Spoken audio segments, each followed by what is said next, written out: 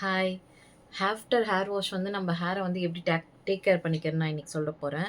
நீங்க எப்பவுமே வந்து ஆயில் போட்டு வாஷ் பண்ணிட்டதுக்கப்புறம் நம்ம ஹேர் எப்பவுமே சாஃப்ட்டா தான் ஃபீல் ஆகும்.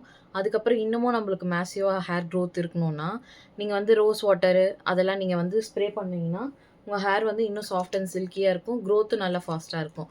இதுதான் அது. இது நான் வந்து வீட்லயே பண்ணது தான். வீட்லயே வந்து எப்படி பண்ணணும்னா, அதோட ரெசிபி வேணுனா கேளுங்க.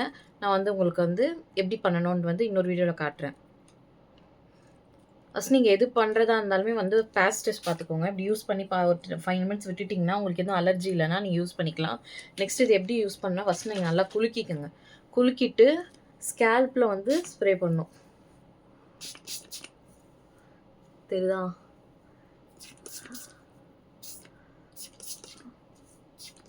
ஒரு பார்ட்டிஷனா எடுத்து ஃபுல்லா நீங்க வந்து ஸ்ப்ரே பண்ண ஸ்டார்ட் பண்ணலாம்.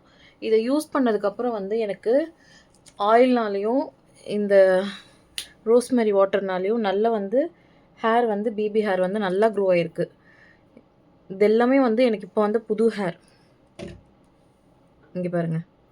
தெரியுதா? மெயின் வந்து நீங்க உடம்ப வந்து சூடாகாம பார்த்துக்கணும். சூடாகாம பார்த்துக்கிட்டாவே நம்மளுக்கு ஹேர் ஃபால் இருக்காது. இன்னொன்னு ஸ்ட்ரெஸ்ஸ வந்து நீங்க ரெடியூஸ் பண்ணிக்கோங்க. இதெல்லாம் இருந்தாவே உங்களுக்கு வந்து மோஸ்ட்லி ஹேர் வந்து கொட்டாது. இது வந்து ஃபுல்லாவே நீங்க ஸ்ப்ரே பண்ணிக்கலாம் ஹேர்ல. ஃபர்ஸ்ட் இங்க பாருங்க. நான் இப்பதான் ஹேர் வாஷ் பண்ணிட்டு வந்திருக்கேன். ஹேர் வாஷ் பண்ணிட்டு ஷைனிங் தெரியுதா?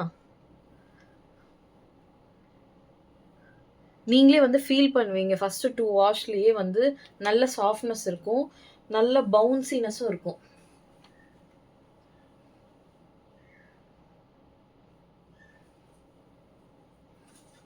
நான் இன்னும் தலையே வரல. குளிச்சுட்டு வந்து உடனே வந்து நம்ம தலை வரக்கூடாது. கொஞ்சம் ஹேரை நம்ம நல்லா ட்ரை பண்ணிட்டதுக்கப்புறம் நான் ஃபர்ஸ்ட் இந்த ரோஸ்மெரி வாட்டர்லாம் நல்லா யூஸ் பண்ணிக்கோங்க. யூஸ் பண்ணிவிட்டு ஒரு 5 நிமிட்ஸ் விட்டுட்டு ஒரு நல்ல மசாஜ் கொடுத்துட்டு அதுக்கப்புறமா கோம் பண்ணிக்கோங்க. உடனே வந்து நம்ம ஸ்கேல்போடே வந்து நம்ம ஹேரை வந்து எப்பவுமே கோம் பண்ணவே கூடாது. ஃபிங்கரை வந்து இப்படி வச்சுட்டு இப்படி பண்ணணும். அப்புறம் டேப் பண்ணணும். நான் எல்லா இதுலுமே சொல்கிறேன். நீங்கள் எது தலைக்கு அப்ளை பண்ணாலும், அதாவது என்ன சொல்கிற வாட்டரு அப்புறம் ஆயில் எது அப்ளை பண்ணாலுமே நீங்கள் வந்து டேப் பண்ணுங்கள். டேப் பண்ணால் தான் வந்து அது நல்லா உங்களுக்கு ஸ்கேல்பில் வந்து அப்சர்வ் ஆகும். அப்சர்வ் ஆக ரிசல்ட் வந்து உங்களுக்கு ஈஸியாக கொடுக்கும். பொத்துன்னு அடிக்கக்கூடாது. லைட்டாக டேப் பண்ணணும். லைட்டாக டேப் பண்ணிங்கன்னா உங்களுக்கு வந்து அது நல்லா வந்து உள்ளே வந்து அப்சர்வ் ஆகிட்டு ஹேர் நல்லா க்ரோத் இருக்கும்.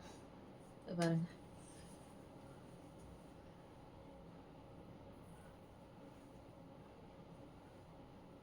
இருக்கா?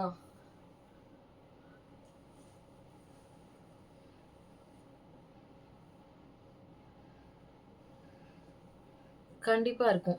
இந்த ரோஸ்மெரி வாட்டர் எப்படி பண்றது நீங்க வந்து எனக்கு எப்படி பண்ணணும்னு கேட்டீங்கன்னா, நீங்க எனக்கு வந்து ரோஸ்மெரி வாட்டர்ன்னு கமெண்ட் பண்ணுங்க. நான் வந்து நெக்ஸ்ட் வீடியோல வந்து அது எப்படி செய்யுதுன்னு சொல்லி தரேன். பாய்.